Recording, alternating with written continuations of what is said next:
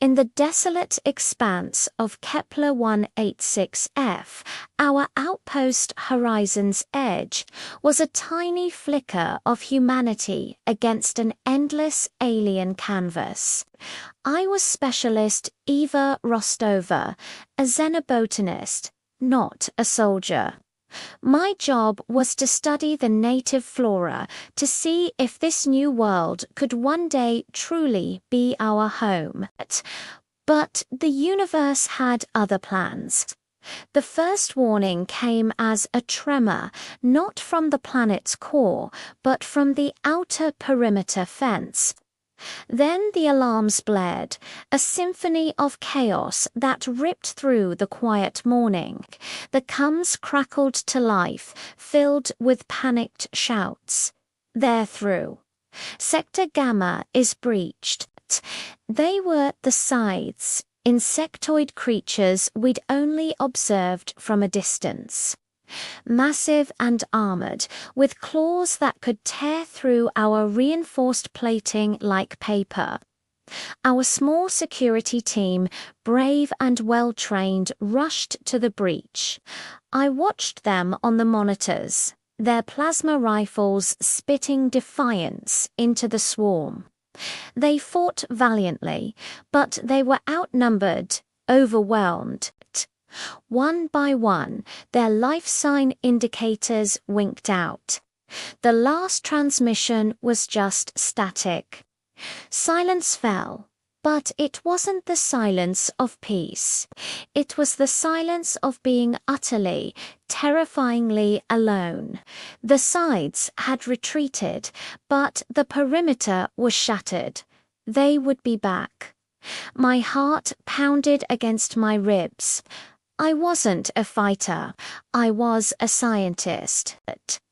My hands were meant for soil samples and microscopes, not for welding torches and weapon systems. Panic clawed at my throat, cold and sharp. I could stay huddled in the command center, wait for the inevitable, or I could do something. Looking at the schematics, I saw the damage. The main power conduit to the fence was severed. Without it, the remaining energy barriers were just decorative lights. I had to get to the external junction box, a few hundred meters from the relative safety of the main habitat. I grabbed the heaviest tool I could find, an industrial-grade plasma cutter, strapped a repair kit to my back. My hands shook as I cycled the airlock. The alien air, thin and smelling of ozone and strange blossoms, hit my face. Every shadow seemed to move, every gust of wind sounded like the chittering of 1,000 alien mandibles. My training was in botany, not stealth. I moved from cover to cover, using the strange, glowing rock formations as shields. The silence was my enemy, filling my head with visions of the security team's final moments. I finally reached the junction box. It was a mess of twisted metal and sparking wires, the scythe's claws having done their work. My fingers, clumsy in the thick gloves, fumbled with the tools. I had to reroute the auxiliary power, bypass the fried circuits. It was like performing surgery with a sledgehammer. Twice I heard movement nearby and froze, my breath catching in my chest, the plasma cutter humming in my hand like a cornered animal. But nothing came. It was just the wind, or my own frayed nerves playing tricks on me. After what felt like an eternity, a green light flickered to life on my datapad. The connection was stable.